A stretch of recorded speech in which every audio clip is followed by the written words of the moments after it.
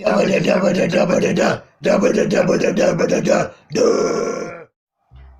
hello! This is your lovely horror nerds, Nathan. This is Daniel. Welcome to the bottom. You found the Balrog.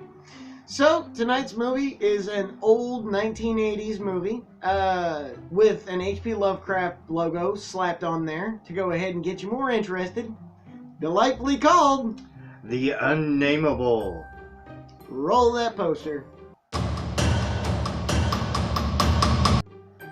That must not have been easy to find, by the way. Probably. I gotta tell you, I'm just gonna go ahead and scroll right here for who all of the actors are that were a part of this movie. I like this guy. There is no recognizable folks as far as I know of.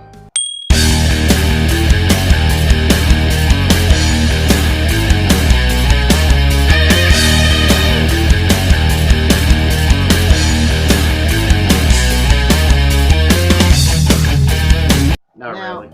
this movie had the H.P. Lovecraft name slapped on it. It felt like that was to lure you in and make you think that it was a Brian Usna or Stuart Gordon joint. Oh. It was not. No.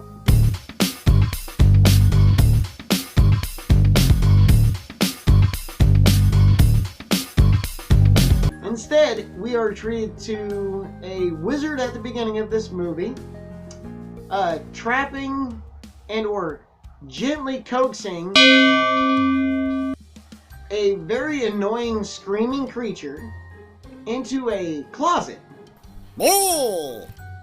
And then later on promptly murdered by said monster. Oof. Not just murdered either, but kind of murdered. I mean, mutilated. this guy actually had his heart ripped out. This movie was okay in the effects department, I gotta be honest with you. You know me, I love old practical effects. Oh yeah, definitely. Whenever the monster's right there, it's a little bit more significant and you feel a little bit better because you think, okay, I know that monster's right there. I feel like I can touch it. That does not help this movie. I would like to speak to your manager. This movie inevitably ends up turning into a slasher film with a bunch of douchebags and a foreign exchange student. I'm getting kind of ahead of myself. So the movie does start out with an old wizard who decides to gently coax an old evil that is really annoying sounding into a closet. Later on, he is promptly murdered. Harder, Daddy. They drag the body out, and this priest curses the house and says, "You, whatever evil has done this, shall not leave these walls." We are promptly fast forwarded into modern day to where a trio of guys are telling each other ghost stories around some tombstones.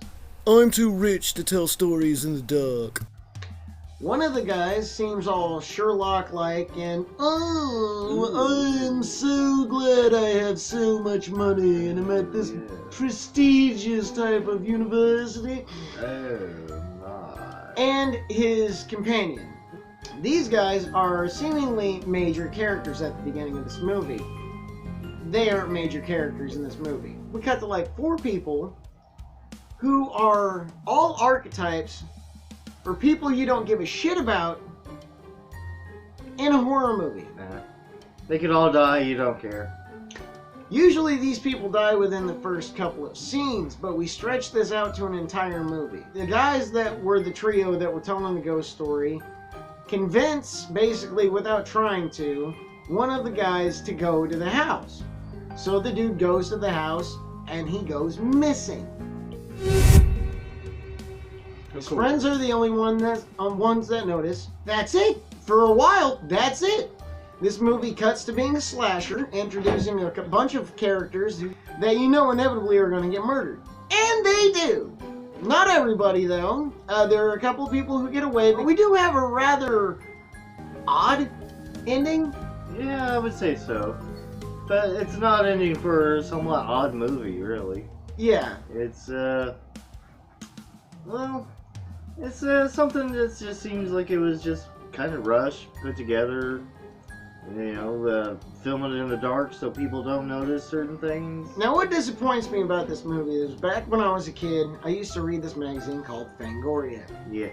Awesome, awesome, awesome. If you are a monster head, horror nerd, or anybody else who is into special effects, you're into monster movies, or you just happen to look at the old magazine rack back when you were a kid, you might have found this particular magazine.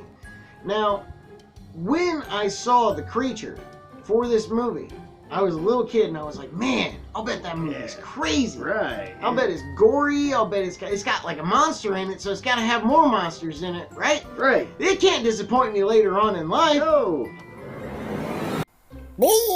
I was very wrong. Yeah.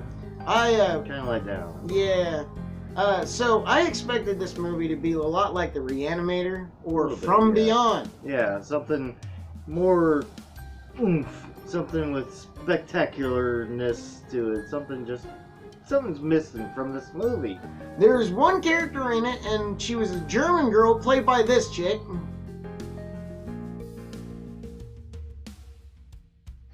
But it felt like it was two different movies. Okay, one wanted to be a Sherlock Holmes style horror movie, Oh, look at that, another priceless artifact. I'll have to put it with all the others.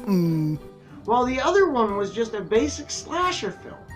Now, the two of these coming together aren't necessarily a bad formula. No. I just don't think it was properly executed. Nah. You could remake this film, but people wouldn't understand that it was remade because they probably wouldn't even have cared to see this. You probably scrap the script, keep the story's structure, and then go ahead and just completely remake it, and it'd be way better. So, you can find it on Tubi if you're so daring to go ahead and give it a chance. You can find it on hard copy, you can find it on VOD, I think you can find it on Amazon, and basically anywhere where somebody supports an H.P. Lovecraft joint. So go check it out if you want. It's okay. It's good for like a lazy Sunday afternoon. You want to kill an hour and a half, go for it. I think if you're by yourself and watching this in the dark, it would be a little bit more atmospheric. Maybe during a lightning storm. I don't know. But go check it out and try to do it in the dark and by yourself. Ooh. Because you never know what the things are in the dark. Mostly because they're unnameable. This has been your lovely horror nerds, Nathan. Daniel. Till next time, catch you guys later.